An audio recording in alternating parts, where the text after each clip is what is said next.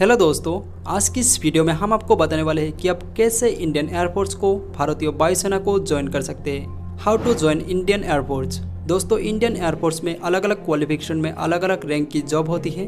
अगर आपकी minimum qualification 10 पास है तो आप इंडियन एयरफोर्स को ज्वाइन कर सकते हैं। इस वीडियो में हम आपको 10th 12th और ग्रेजुएशन के बाद कैसे इंडियन एयरफोर्स को ज्वाइन कर सकते हैं as a officer and non officer full information देने वाला हूँ, तो वीडियो को इन तक जरूर देखिए। दोस्तों, सबसे पहले बात करते हैं आप 10th के बाद इंडियन एयरफोर्स को कैसे ज्वाइन कर सकते हैं। 10th के बाद आप ग्रुप सी के माध्यम से इंडियन एयरफोर्स को ज्वाइन कर सकते हैं, जिसमें आपको कुक, पेंटर, एलडीसी, एमटीएस और भी कोई सारे पोस्ट देखने को मिलेगा। और इसके लिए आपकी क्वालिफिकेशन सिंपल 10 पास होनी चाहिए और एज लिमिट 18 से लेकर 25 ईयर के अंदर होनी चाहिए और हाइट 165 सेंटीमीटर होनी चाहिए और चेस्ट 80 to 85 सेंटीमीटर होनी चाहिए और वेट मिनिमम वेट 50 kg होनी चाहिए। अब बात करते हैं एयरफोर्स ग्रुप सी की सिलेक्शन प्रोसेस के बारे में। इसकी सिलेक्शन प्रोसेस में आपको 3 स्टेप देखने को मिलेगा: रिटन टेस्ट, फिजिकल टेस्ट और मेडिकल टेस्ट।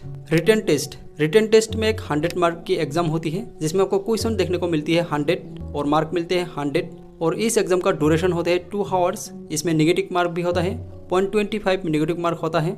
जो कैंडिडेट रिटन एग्जाम क्वालिफाइड करते हैं उसका होता है फिजिकल टेस्ट। फिजिकल टेस्ट में 1600 मीटर की रनिंग होती है, जिसमें आपको 6 मिनट 30 सेकंड का अंदर कंप्लीट करनी होती है और फिजिकल में 10 पुशअप, 10 सीटअप और 20 स्क्वाट मतलब उठक बैठक लगाना होता है। फिजिकल टेस्ट क्लियर होने के बाद आते हैं मेडिकल टेस्ट। मेडिकल टेस्ट में फिजिकल वेरिफिकेशन होती है, आई साइट चेक होती है, जिसमें आपकी आई 6/6 होनी चाहिए, हेयरिंग टेस्ट होती है, आपकी बॉडी का फुल चेकअप होती है। अगर आप मेडिकली फिट होते हो तो आपको इसमें सिलेक्ट होती है। इसी तरह आप 10 के बाद इंडियन एयरफोर्स को ज्वाइन कर सकते हैं। अब बात करते हैं 12 के बाद आप कैसे इंडियन एयरफोर्स को ज्वाइन कर सकते हैं। 12 के बाद आप इंडियन एयरफोर्स की ग्रुप एक्स वाई पोस्ट पर भर्ती हो सकते हैं। ग्रुप एक्स टेक्निकल ब्रांच होती है और group Y non technical branch होती है। ग्रुप एक्स के लिए आपकी education qualification 12 pass science stream से होनी चाहिए, साथ में फिजिक्स मैथ सब्जेक्ट के साथ 50% मार्क्स होनी चाहिए और इंग्लिश में एक्स्ट्रा 50% मार्क्स होनी चाहिए। और ग्रुप वाई यानी नॉन टेक्निकल ब्रांच के लिए 12 पास होनी चाहिए, साथ में 50% मार्क्स होनी चाहिए और किसी भी स्ट्रीम से हो सकते हो, आर्ट्स, कॉमर्स, साइंस। और age limit group X Y दोनों के लिए आपकी एज 17 से लेकर 25 ईयर के अंदर होनी चाहिए और हाइट 162 सेंटीमीटर होनी चाहिए और फीमेल कैंडिडेट की हाइट 152 सेंटीमीटर होनी चाहिए। ग्रुप एक्स वाई दोनों की एग्जाम में 100 मार्क की एग्जाम होती है, जिसमें आपको क्वेश्चन मिलती है 100 और फिजिकल में 1600 मीटर की रनिंग होती है और 10 पुशअप होती है, 10 सीटअप और 20 स्क्वाट होते हैं। उसके बाद मेडिकल टेस्ट होते हैं, मेडिकल में फुल बॉडी का चेकअप होती है। उसके बाद एसएसबी इंटरव्यू होती है और ग्रुप डिस्कशन वगैरह होते हैं। उसके बाद मेरिट लिस्ट के आधार पर इसमें सिलेक्ट होती है, तो आप एक्स वाई ग्रुप के थ्रू इंडियन एयरफोर्स को ज्वाइन कर सकते हैं। दोस्तों, 12 के बाद दूसरा तरीका है एनडीए यानी नेशनल डिफेंस एकेडमी।